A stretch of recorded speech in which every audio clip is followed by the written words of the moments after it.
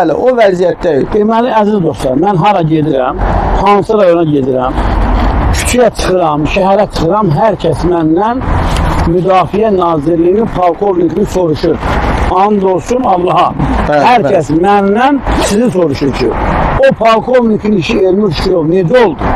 İndi mən də buradan soruşuram adəti qurumlardan, xüsusən Binəqədi rayon icra hakimiyyətindən, prezident administrasiyasından, hörmətli Fuad Ələsgərovdan, hörmətli Zeynal Nəqdəliyevdən soruşuram ki, bu Müdafiə Nazirliyinin polkovnik leytinatı Alışov Bəhruzun aqibəti necə olacaq? Bax, bunu cəmiyyət məndən soruşur.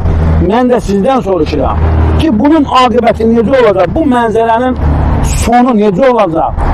Biz nə qədər gələcək bura, nə qədər buradan biz bu istidə, bu çətin bu hava şəraitində çox istidir, yanmaq olmur burada. Nə qədər biz burada əziyyət çəkəcək, onun cavabını kimsə verə bilərmi?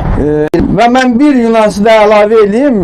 Baxın, Binəqədi rayon icra hakimi, mən başqa bir şey istəmirəm. Ben hüquqların bərqərar olunmasını istəyirəm. Konstitusiyanın 29-cu və 13-cü maddəsi mülkiyyət toxunulmazlığının bərqərar olunmasını istəyirəm. Və bu söküntü Şəhərsalma və Tikinti Məcəlləsinin 95-ci maddəsidir. Söküntü necə əmələ gəlməlidir? Hansı prosedur qaydalardan keçilib sökülməlidir? Və mən bundan prokurorluğa şikayət eləmişəm. Mən bu barədə ayrıca bir vaxt ileri danışarıq ki, baş prokurorluqda mənə cavab gəlir ki, Binəqədi rayon prokurorluğu güya ki düzgün qərar çıxardı. Baxın ha, güya ki, mən də deyirəm 95-ci maddəni burada pozub. Söküntü belə olmaz. Özləri deyir Binəqədi rayon icra hakimiyyəti özü deyir ki, mən buranı sökmüşəm qanunsuz.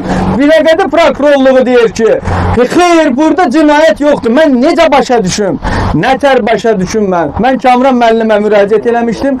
Cənab baş prokurordan mənə mənfi bir cavab gəldi. Mən bunun barəsində mən sənədləri toplayım. Ardıcıl olaraq harda pozuntular var, mən onları canlı bir yayımda bunları çatdıracağım xalqıma. Mən xalqıma minnətdaram. Təşəkkür